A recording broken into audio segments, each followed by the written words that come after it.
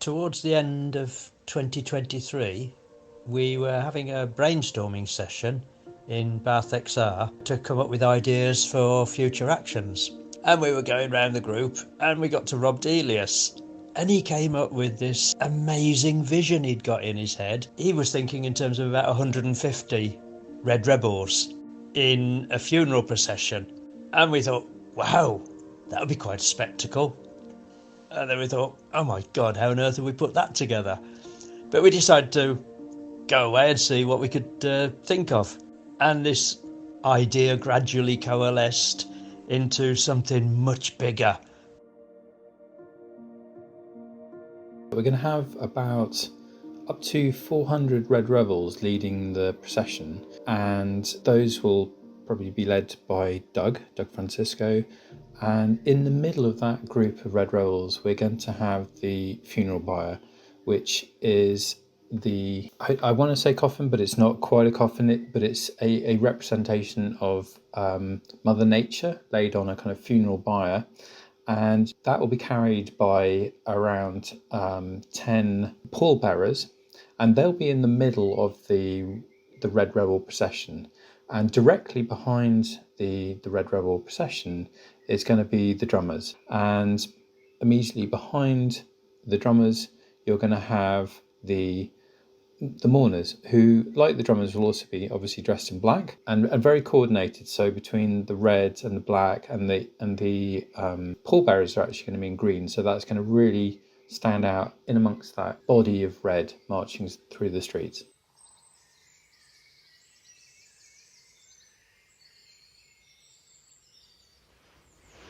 Today I've been gathering around me the things I need to bring down for the funeral for nature.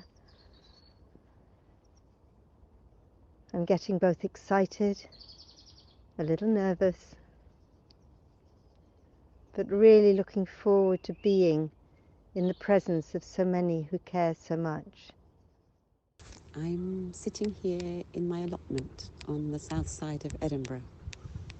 Everything is so beautifully green, and I'm hearing birdsong, and there's a little bit of warmth for the first time in a very long time, it seems. The strongest. I am so looking forward to this weekend. I live in quite a rural place.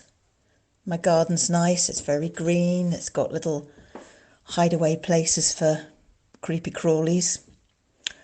But I'm thinking about all the things that I don't see anymore. We used to have hedgehogs snuffling around in the late evening and overnight. I haven't seen a hedgehog for years. I come from the Black Country originally. It's where I grew up, and if ever there was a demonstration, I'm 65 this year, Black Country in the 60s and 70s was bad, man. Even back then, I longed for the countryside and fresh air, and I've loved it all my life. And our impact on it is heartbreaking. So, I'm proud to be part of it. Over and out. Why won't people listen to the scientists? But they're afraid, and they choose to find all sorts of data to deny climate breakdown, extinction, mass extinction of so many species. That's what it's called. So part of wanting to be in this Red Rebel group today is just to stand up for nature and, potentially I'll find this very moving. Just thinking about it is bringing up emotions. I want to do something for my grandchildren. I want them to see that I didn't just sit on my arse, that I actually thought about it. I want to convey to them as best I can how the environment has changed. It makes me feel sorry that my children, well, grown-up children, and if they have any children of their own, just won't be used to these funny little creatures around. hedgehogs, dormice, stag beetles, variety of butterflies, variety of little birds. I've just seen the new message on the broadcast, the Funeral for Nature broadcast, that says there's going to be 400 red rebels, which is amazing. I'm so looking forward to it. I've been in touch with messaging with other local people who are going up. We're chatting about what train we're catching and where we're going to meet, and sharing bits of costume and messages about how we're getting on with making it. So it's all coming together and I'm feeling excited.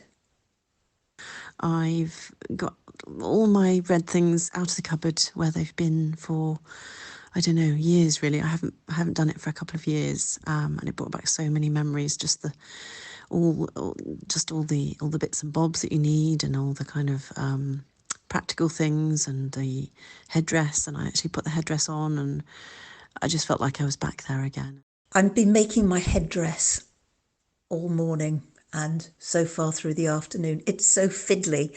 I knew it would be. I've watched the YouTube video 3 or 4 times, and I keep running back and forward, watching it, making a bit, watching it, making a bit more. It's fun, and I really want it to look good. I practiced my eye makeup yesterday. Haven't done it for 45 years, put makeup on. Thought it would be fun to give it a go. And I realised, with my glasses on, I can't reach my eyes. And with my glasses off, I can't see what I'm doing. I might manage with 3 hands, one to hold a magnifying mirror, one to hold a brush, and one to pull the skin along to move the wrinkles out of the way. But I think what I'll do is rely on the amazing people that I'm going to meet up with in Bath, that some kind stranger is going to put my eye makeup on for me. This is a very poignant time, not only because nature is being depleted at the horrific rate that it is, but my very special friend, Gina, passed away, and she helped to make my Red Rebel outfit about 4 years ago. So when I saw the fact that there's this procession happening for nature, I had to join in. I've had a little dress rehearsal this evening. Put on my full Reds outfit and floated around the house. My husband took a little bit of video of me, so I've just been watching it.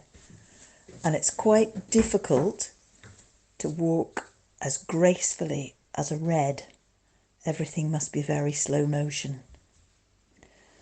So I'm packing up all my costume now, and I'm going to just have a last practice with the white face makeup. And we're catching the 8:30 train tomorrow morning. I'm getting very excited.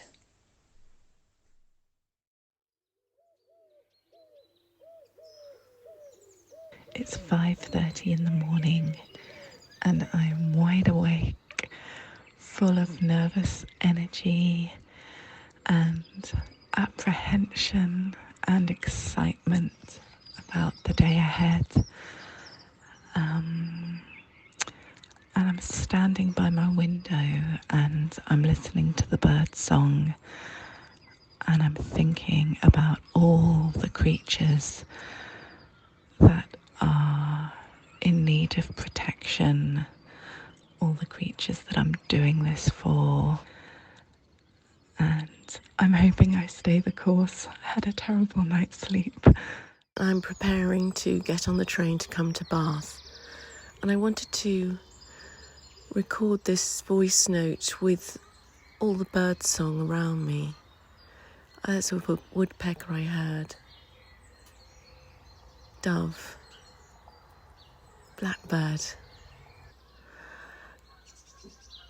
There you can hear some geese flying over. They're going down to the Cookmere Haven to graze. I love the sound of geese.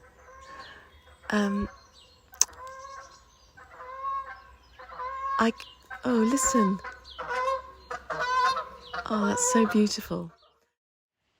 Feeling so excited this morning and so proud, and can't wait to just be part of the love that is Red Rebels. I didn't think I was nervous, but I rehearsed the route overnight in my waking moments and dreamed of getting lost, being late, losing everyone. I've had 4 hours sleep. I've had days of working on the details of how everyone's going to fit together, with lovely Doug, lovely Angelina, and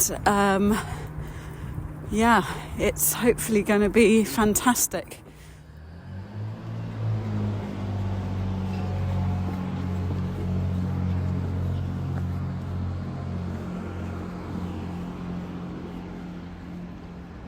I'm at the station waiting for the train, waiting to meet up with a couple of others.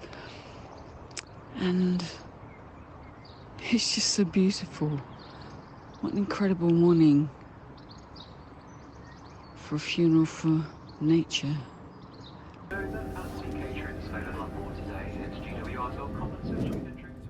It's 6:50 and I've just boarded the train down to Bath from Edinburgh.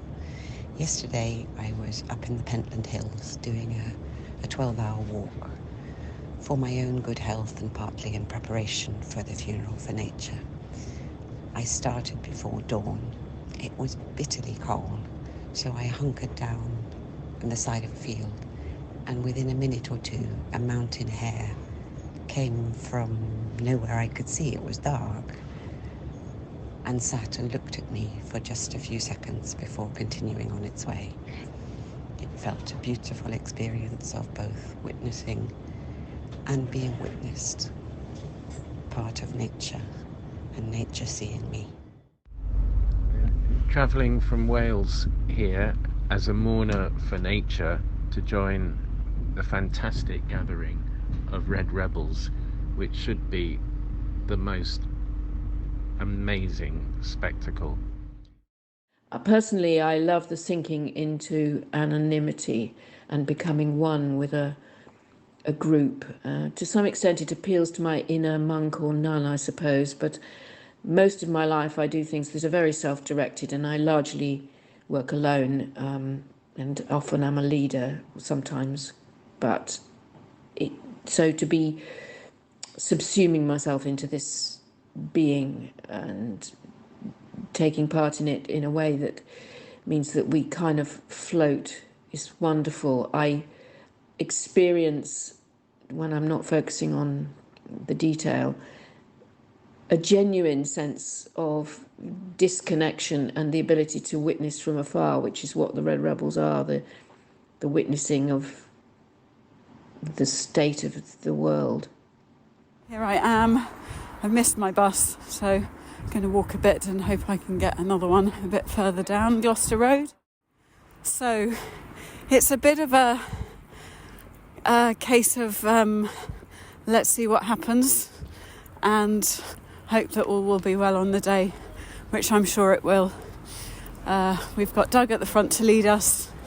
We've got loads of stewards all the way along to keep us safe. I'm somewhere in the middle leading another tranche of Reds, which is exciting and nerve-wracking. And in the middle there is the beer, the coffin, the representation of the nature that we've lost. This is probably my 10th time of doing a Red Rebels procession, but this is the first time that I felt really sad. I'm walking through the park past the beautiful cow parsley and dandelions, the trees, and I can see, just seeing a blue tit, blackbirds. Oh, there's a pigeon. I picked some rosemary as I passed somebody's garden, just a little sprig overhanging, and I'm rubbing it in my hands and I can smell such an amazing smell. Oh my god. What the fuck are we doing?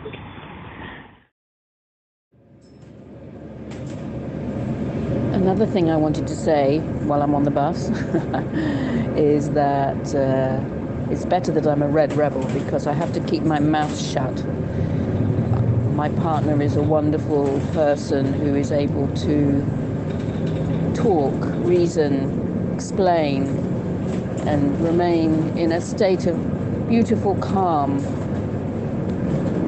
when conversing about the subjects of climate change, whereas I tend to lose my rag very quickly and spit with ire, if not fire.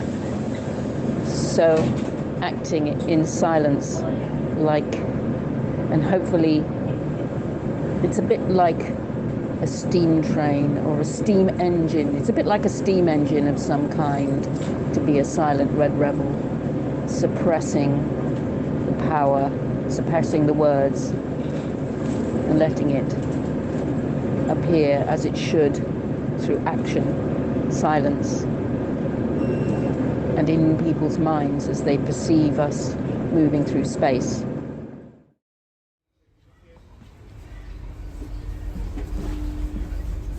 This is Bath Spa. We just arrived in Bath by train, feeling quite excited about taking part in the funeral for nature. I'm a Christian, and I feel really sad that we're not looking after God's beautiful creation. Events like this are really fun to take part in. You're meeting other people who also care about the planet and are trying to do something. Hello. Morning. Oh. Okay. Right. No, can you just stay still? I'm in the Percy Centre, in a hall full of women and a few men who are transforming from individuals into uniform reds, and there's quite a buzz. Stuart, S-T-U-R. And then go to the Salvation Army building. Lisa. Yes. And where is this? And your experience building up.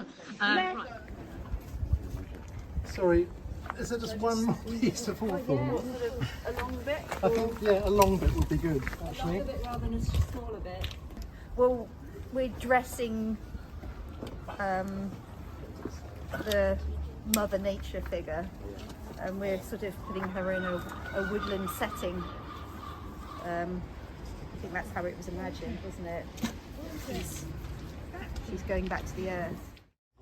I have a workshop next to Anna, who's the sculptor, who's made the figure, and I was asked to help build the structure for the figure to go on to. So we came up with a few versions of what it should look like, and then we ended up making it from all these, we found all these they're actually live trees ready to be planted, so they're actually all currently live and can be, hopefully at the end we can disassemble it and plant them all. So we tried to make it look as earthy and woodlandy as possible. So everything's all natural. We've steam bent some stuff to get the shape to work and try and make it sort of strong enough but also light enough for these guys to carry around all day. But you practiced last night, that's great. I would say you can sit down. Yeah. Does everybody who didn't practice last night, how are you feeling? Yeah. I feel okay. The bit that I was a little bit unsure. It was an incredible privilege to make the Mother Earth figure for the procession. Also a hell of a responsibility. I really felt the responsibility.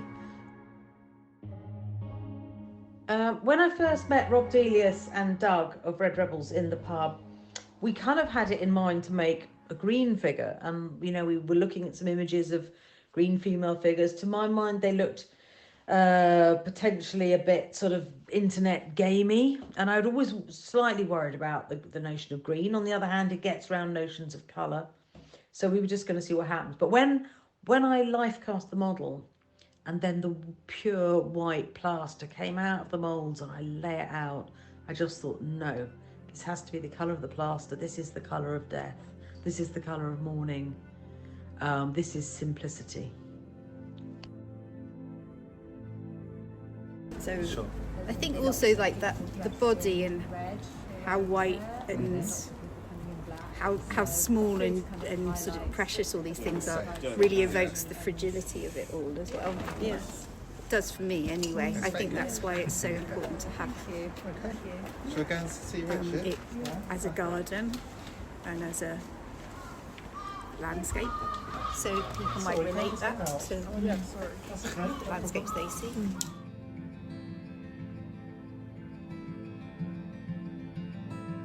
I was wondering who to use for the model. I mean, that's just so important because the figure's life cast.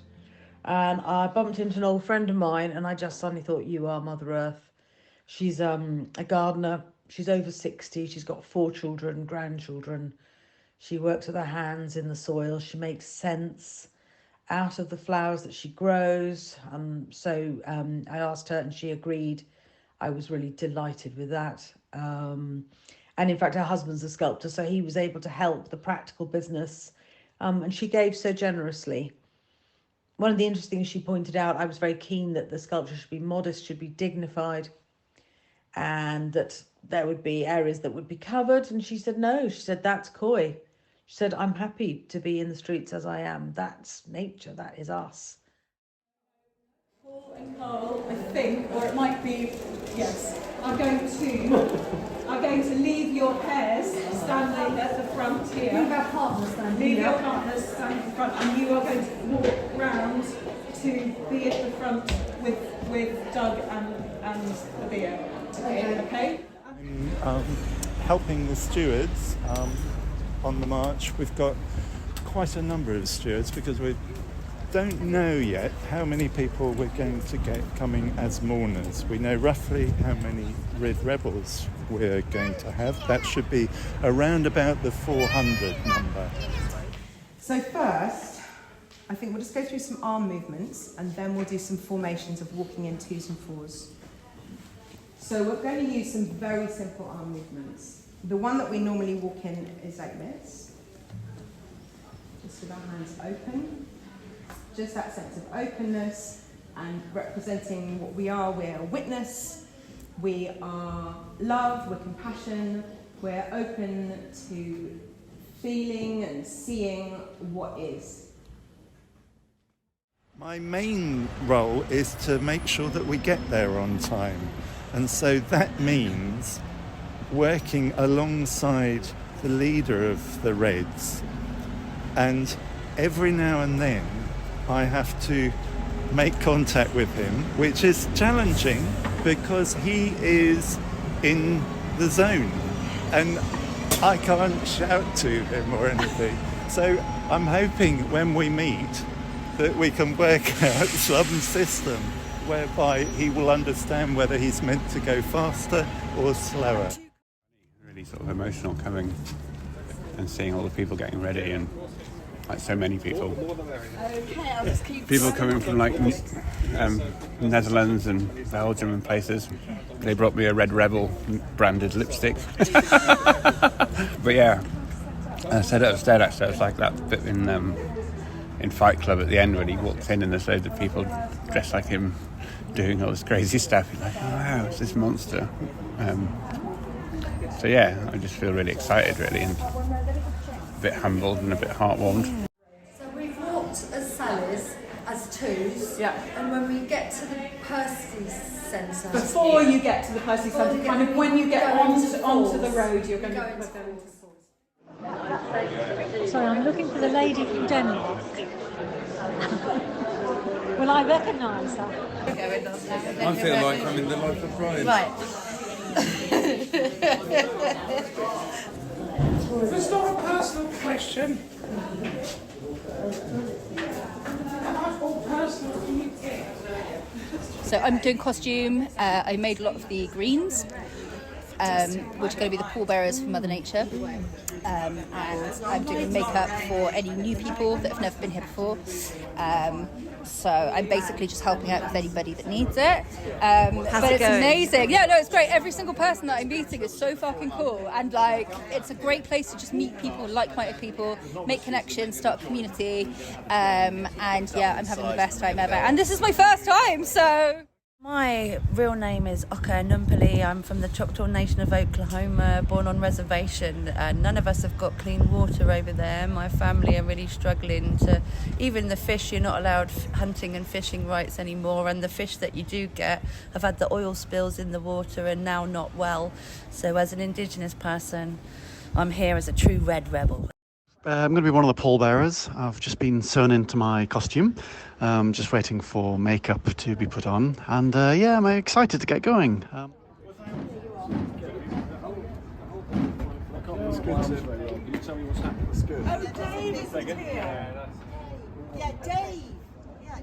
We realised very early on that samba rhythms were not going to be the right atmosphere.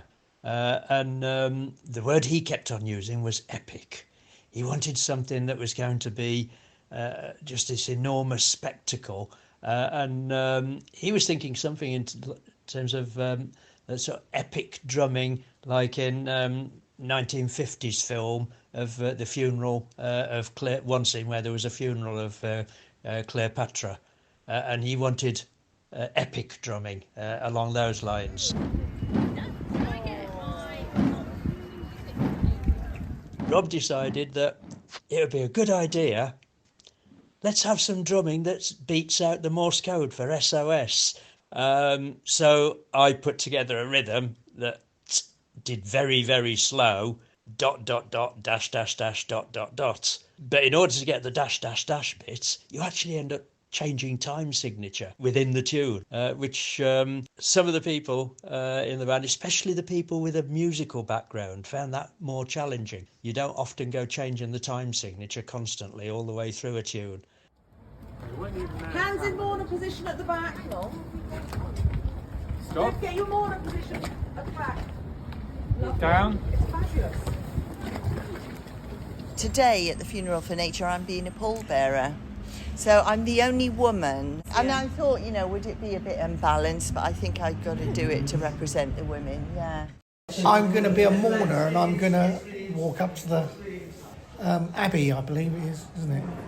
My dad died just after Christmas, so I'm coming to this funeral as well. But it is a lovely experience, you know. The people are just lovely. Yeah, the beer. Yeah, that's it, yeah. It looks lovely. They've done a really nice job, haven't they?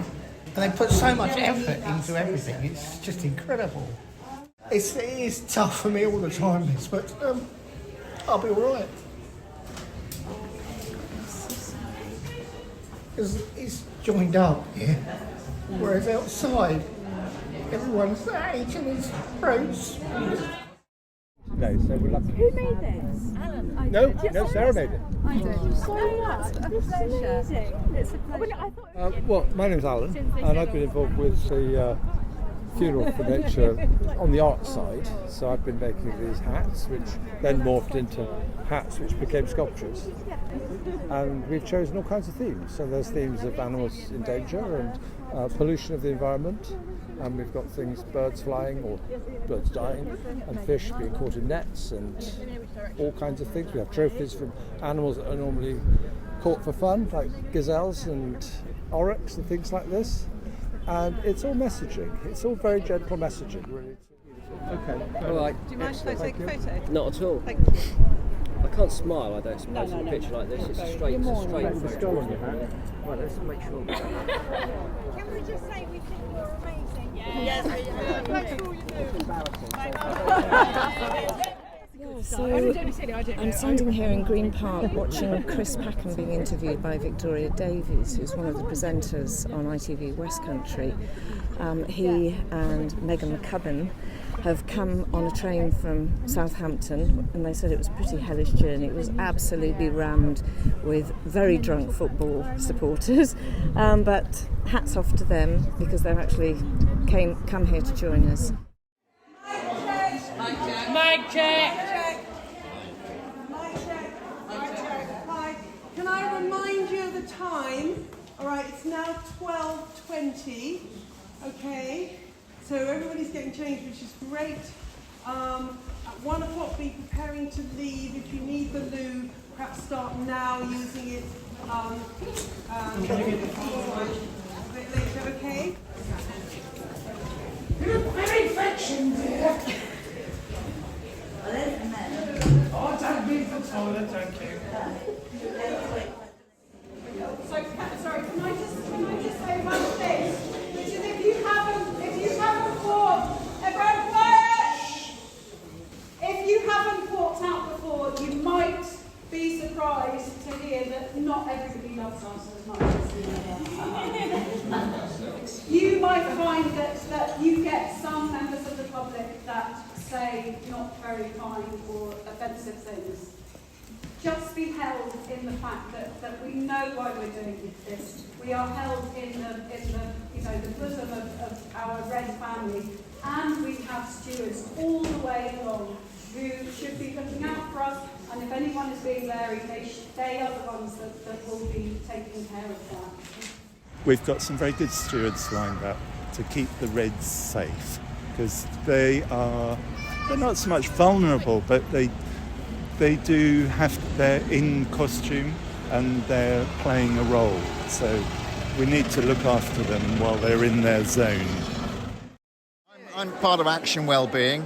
We keep an eye out for rebels that are either having emotional distress, and then we go up and then we make ourselves present with them, or we look out for rebels that are thirsty or rebels that are lagging behind, and then we assign one of our Action Wellbeing to stay with them and be present with them, and then we'll take them to a safe spot. So that's what Action Wellbeing are there to do, to make sure that everyone is safe and included. We're always vigilant for someone in stress, because some people attend and then their capacity is not as great as they thought it was. So we're there to hold them when that situation arises. Another thing we do is allow rebels that have been attacked or had members of the public being really aggressive to them to come up to us and then emotionally offload. So occasionally you'll see one of us stood at the side and you'll see someone shouting at us, but actually what we're doing is providing a space for them to then discharge that emotionality so that they can then carry on with what they're doing in the march. We have people in white called de-escalators. They run up and down the sides looking out for these aggressive people, and then they engage with them so that the rest of the rebels can then carry on with the march. So they provide a space for them to open up their anger, and then when someone's basically emptied themselves of all their anger, then you can actually speak to them as a human being. So we are trained in these different facilitation techniques to deal with angry people and to deal with rebels that are under stress. It's your 5-minute call, 5 minutes to action before we start moving. We're just putting the final touches to the beer, to the planting, so we're looking at areas that might be looking a bit bare and redressing them and misting all of the moss to keep it as fresh as possible. I think maybe around the feet, yeah. Okay. That might work. So many people, but yeah, it's going to be absolutely awesome. Thank you so much for coming, for all the people who have come from far away as well, from the Netherlands and Europe and everywhere and all over the country. Thanks so much, it's going to be totally emotional.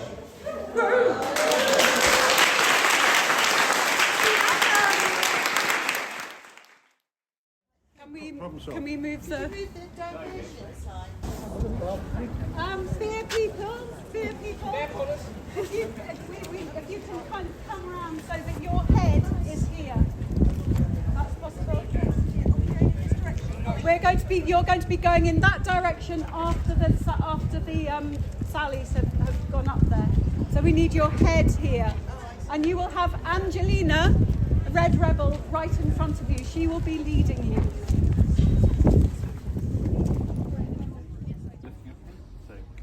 Ready? Wait. Ready? 1, 2, 3, lift. Shoulder. walk. And left, right, left. Can you go forward 6 inches, Mel? Perfect. Mind out in this area now because these reds are coming up through here. The Red Rebels are coming. Let's steer. Get right out of the way, please. Yeah, can we clear the road here, please?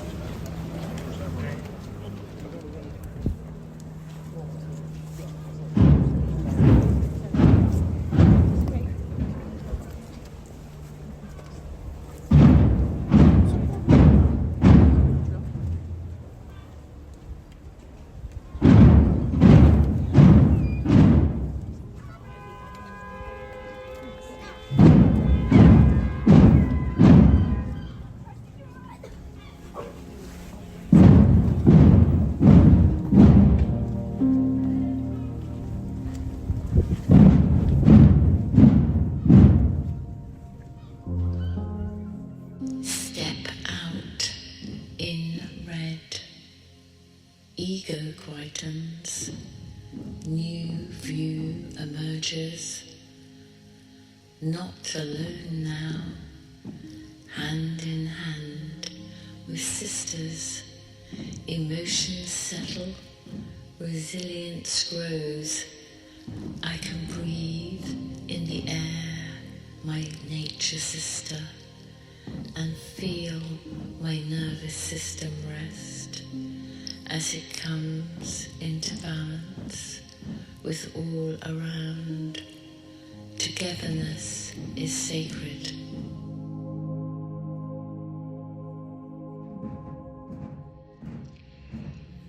Shrouded in the blood of our long-gone fellow creatures, through busy city streets we walk silently as one, to bring order to chaos, peace to conflict, and hope to future generations.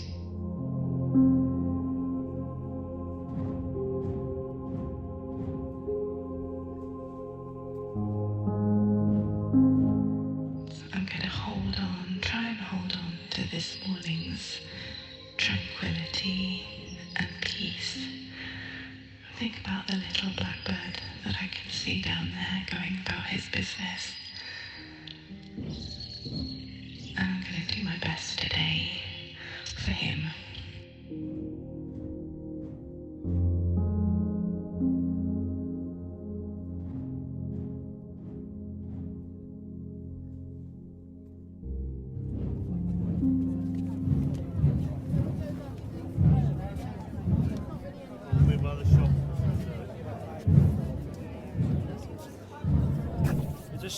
It's a strange protest. It's a bit perplexing. It's unusual. Yeah. Frankly, very odd. I've got no idea what it's about. And what is it? I've never seen something like this before, to be honest. It's very interesting. Would like to know what it's about, to be honest.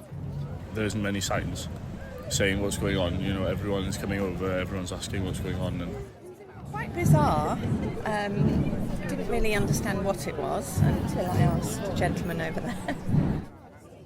It's quite attractive, so it gets everyone to say what's happening, you know, what's the situation. Yeah. I think the progression was more like red, green, black. So red came first. You know, that gave everyone the need to like question what was happening, and then when green came, you saw them carrying somebody, and then the black came with different signs on their head to show several things that were dying. I don't think you would ever see something like this in Australia. It's heartening to see that they're actually fighting for what they believe in. So that's really cool.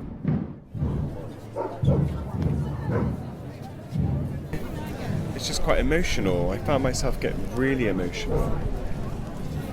It does make you think, doesn't it? It's quite impactful, isn't it? And it's a very strong message. The colour, the little flyers like the funeral for nature. I think it sends a really strong message.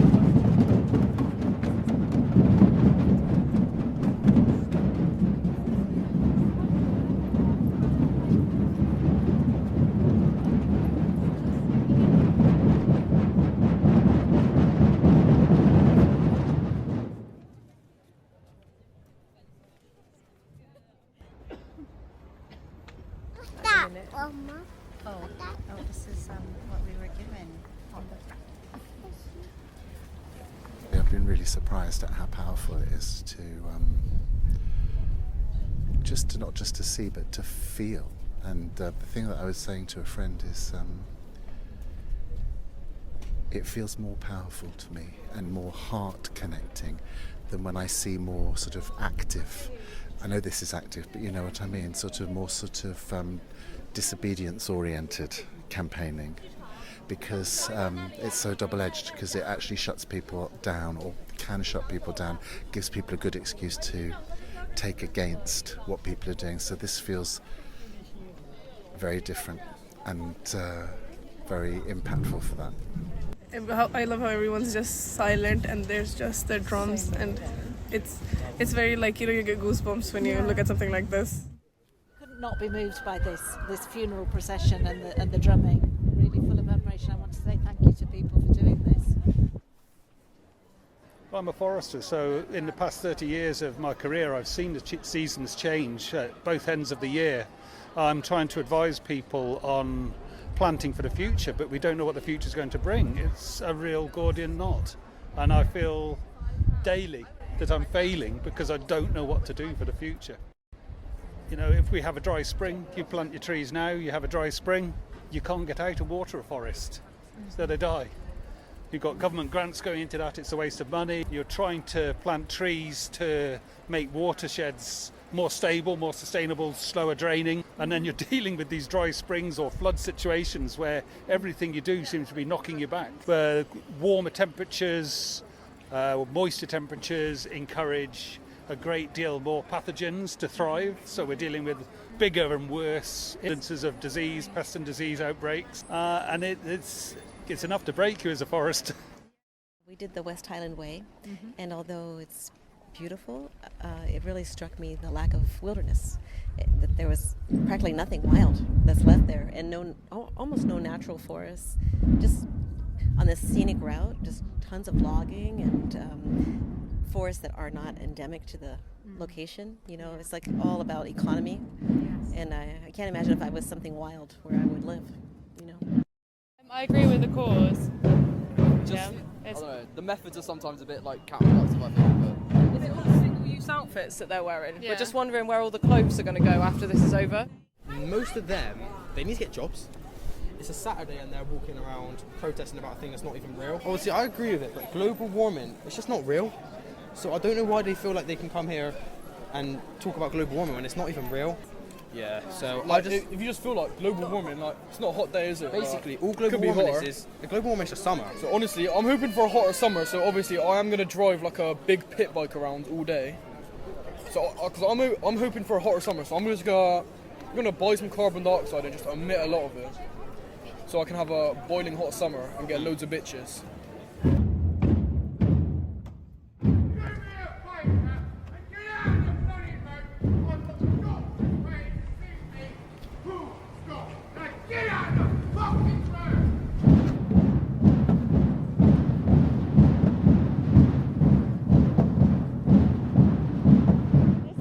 Very extreme, and it's definitely a bit like, whoa, what the fuck is going on here? It gets it's talking fully for it, and I love the fact that so many people feel so passionate about this issue, because it is a fucking pressing issue.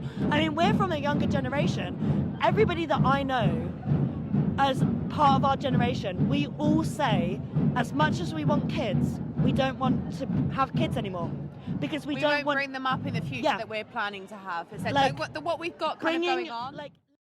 It's so good to see a protest like this where they've taken on measures that catch people's attention. We were literally sat all the way down there and we heard the drums. You've got this whole square, everyone person is looking at what's this going right on? now. What's going on? And we've all come out. We've got a leaflet. Yeah. Like bar staff have stopped their jobs to come out and the look bar at staff what's came going out. on. It's amazing. I'm so in support of it. I fucking love it.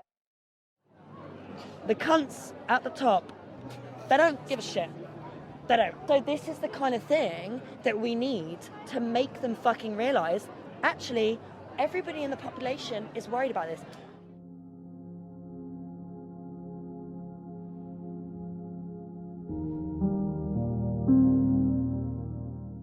always wanted kids. I always wanted kids. But now I'm honestly like, Beth, how many people our age have turned around and said, we're not going to have kids anymore because... I know quite a few people. Yeah, because there's no point.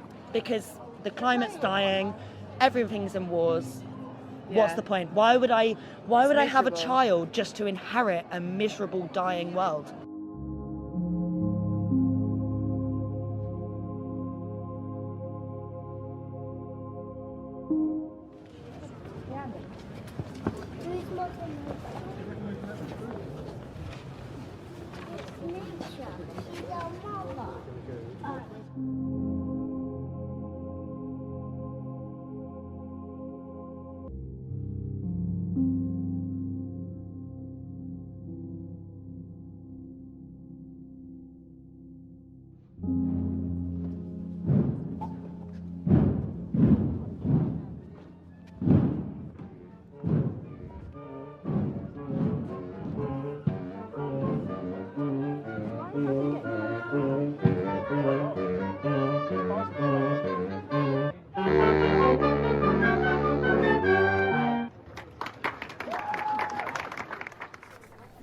Good afternoon, everyone. Well, there's a lot of faces in the crowd. There's so many more than were marching in the funeral procession. Hello. My name is Megan McCubbin, and I'm a zoologist and wildlife TV presenter and campaigner. We live in one of the most nature-depleted countries in the world. It is absolutely terrifying how little nature we have. And I see this all the time when reporting about our wildlife. It's decline after decline after decline. And as a community, we're trying to do the ethical thing. We're trying to do more. But it's getting increasingly harder to do that when our government, our leading bodies are trying to hide the truth from us. The fact that we can still eat a critically endangered species of shark in our fish and chip shop because it's labelled as something actually that doesn't exist is an embarrassment. The fact that we're still wearing fur, which is labelled as fake because our government says that that's okay and we don't know about it, is horrific. And the fact that we're still going out, or we're seeing people going out fox hunting or trail hunting, saying that no foxes get harmed, when we know, in fact, what a smokescreen that is shocking. Now, activism is a word that has been dragged through the mud. In my history classrooms, when I heard about the suffragettes and the civil rights movement, I felt empowered. I thought, wow, these activists going out there, noticing a change needs to be made and getting on and doing something. Activism now, modern activism, environmental activism, doesn't get the same limelight, and it absolutely should. It's our duty to reclaim that word and say what activism can mean, what we want it to mean to us. And that could mean something very different to me than it means to you. And quite frankly, I wear the badge of activism with proudness. I wouldn't want to be anything but. So thank you to every single person.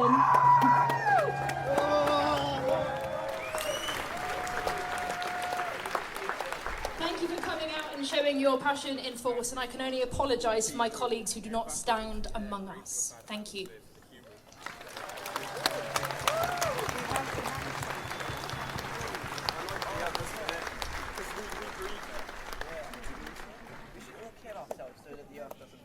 Good afternoon. Before I get started, I'd just like to say thank you. Thank you to the public for showing respect for our revenants. Much appreciated. Thank you very much.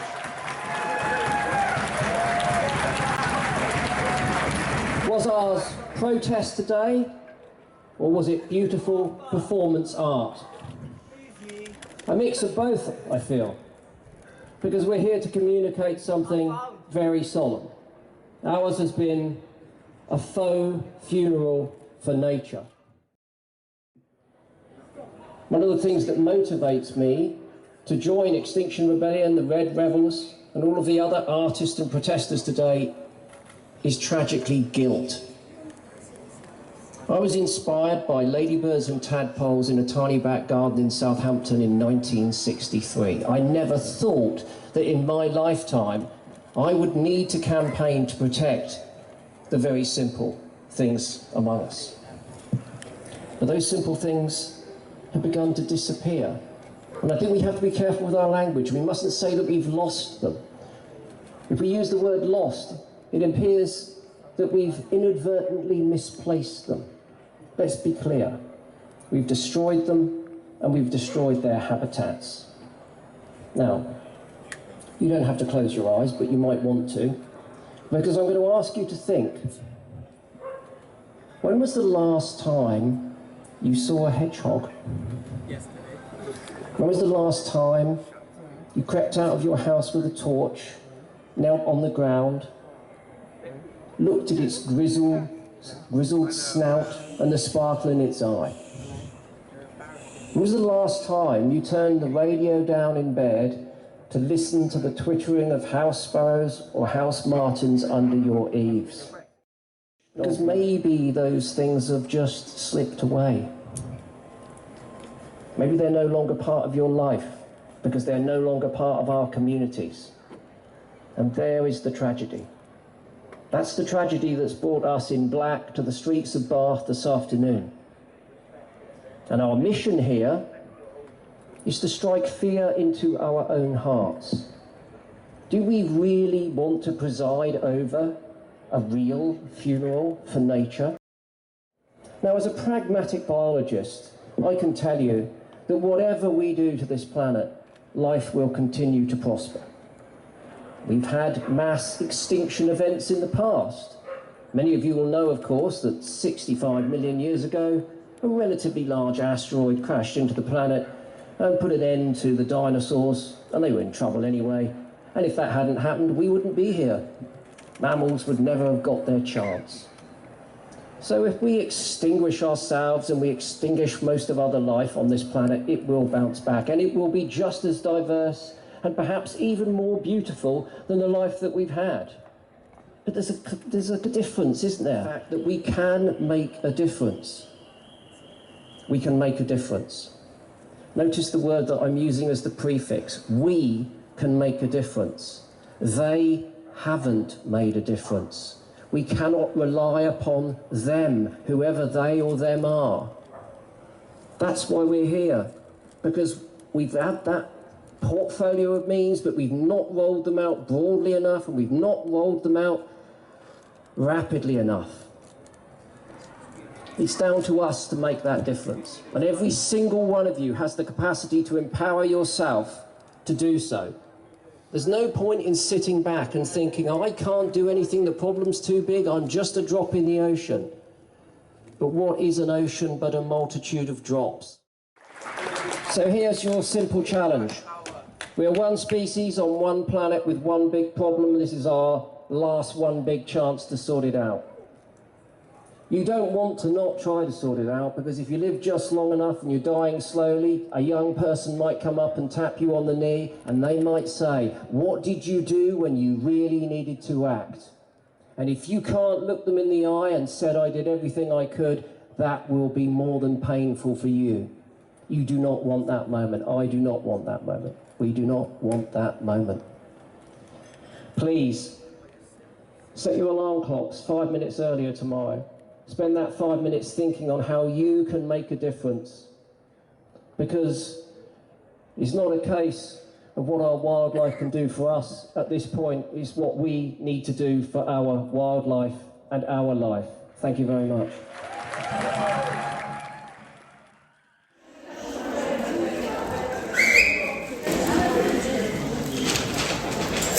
Hello, I'm very sorry to interrupt. I was thinking asked by Doug to come and give you these and to say what a wonderful I'll leave these here. I'll leave them by the door.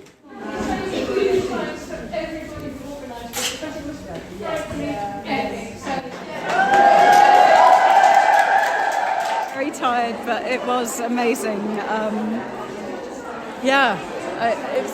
It's when you come back in here and you see how many people were involved in that, and how many people were involved in it who've never done that before.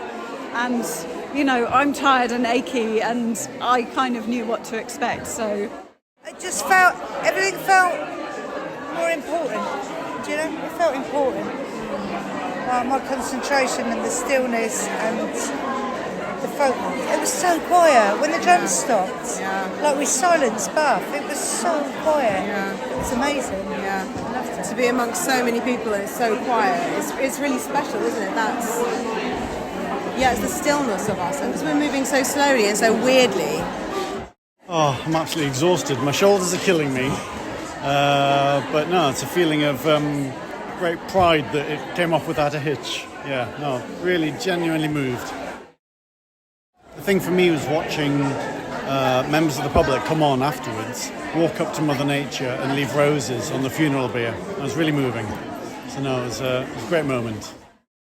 I was walking right behind the beautiful bier. I'm still not sure how to say it. Bier, I think. And the hair of Gaia, of Mother Earth, was flowing in the wind just in front of me, and I could see the effort of the pallbearers carrying the bier, and it was incredibly moving. And I heard children along the way saying, "Is that Mother Earth? Is it Mother Earth? That's Mother Earth, isn't it?" So these things translate, and it will stick in people's minds, I imagine, for as long as they live. The real moment for us was probably up on the circus, where we had all the reds surrounding the green space, the beer in the middle, and when the drummers stopped and the mourners were circulating round on the road, it was unbelievable, the quiet, the calm that came over that place. And you knew that something special was happening right then. One of the most stunning things was the silence. I don't think any of us expected that. We knew we were going to be silent. We didn't know that bits of Bath would fall silent. I think people genuinely didn't know what this was, what they were seeing. Was it a real funeral? It was very moving. I found initially quite hard to sort of contain my emotion, welling up in my chest. I don't think I will ever forget the moment I saw the top of the bier coming up the hill, stifling a huge sob that wanted to come out, and feeling covered in goosebumps. A friend of mine calls them truth bumps, as I saw it pass us by, and really felt deep in my bones what this was representing. I've had a lot of people since come up and congratulate me on making the figure, and I just feel embarrassed, frankly, because so much effort went in behind the scenes. Not even the Red Rebels or the costumes or, the person who made the bier or the flowers or that, just like the amount of Zoom meetings that I didn't go to, the spreadsheets, the liaising with the police, months and months people have given to this. And I felt a little bit like, as the sculptor, one of my contributions is a bit like the Red Rebels. It was very, very prominent, very visual, but so many people gave so much time invisibly. And that is extraordinary. That's the real generosity. I've had so many people say to me that the drumming was integral to the success of the day, that it made the whole atmosphere feel epic and dramatic. And those two words have come up a lot in the descriptions that people have given me of their experience of the day. So for people to come up with those two words so much in their feedback after the event, Rob and I felt that, yeah, we nailed it. It felt like a funeral procession, and people were kind of really interested to see what it was about. They wanted to get the orders of service that were being handed out to find out what the message was. And, the fact that we printed off 4,000 and we ran out halfway through the procession because we just didn't imagine the interest that there would be from the crowd in it. So we could have easily done double that amount. It was great to get the feedback from the public they got it. Most of them really got it, and they understood what we were doing and why. And, you know, we just feel in awe for the organisers of this and how well they did and how much work went into it and how it all came together and everyone pulled together and worked as one big team.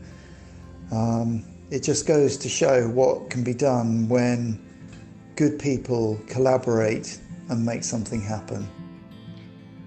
I was very touched by the comments of a couple of people who said that because the figure was so peaceful, combined with the whole vibe of the whole thing, you know, no placards, no shouting, that it stopped the sort of finger pointing, blame, anger, aggression, and that maybe people were able to take in the sorrow that we were trying to project, and yet the hope in the planting, the hope that Chris Packham spoke about. But, you know, 50% of this is sorrow and terror. But people have said to me that because the whole thing, but specifically they were talking about the figure, was so peaceful and beautiful, somehow it allowed people to take that on board in a way that a normal demonstration or protest wouldn't. I'm very intrigued by that and intrigued by how or what that might mean going forward. Please ensure if you are leaving us here that you do have all of your belongings. I'm back home now and quite tired, so I'm just going to settle down, watch a bit of the live stream YouTube video and go to bed, feeling that I have done something. Hi there, I'm sitting at home in the kitchen feeling so elated and tired and buoyed up, and to be next to my daughter as my buddy in the Red Rebel lineup was an extraordinary and unforgettable experience, and for our other daughter to be in the mourners and my husband to be carrying Mother Nature or Gaia, whatever we want to call her, on that bier was truly epic.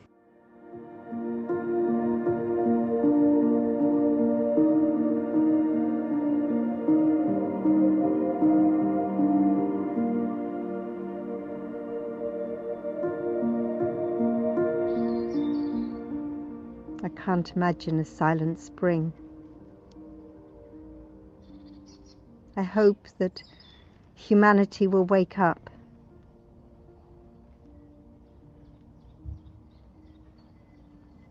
That we'll change our habits, stop being so selfish, start seeing the impact we're having on the world. Realize that we are a part of nature and nature is a part of us. We are not in isolation, we are one.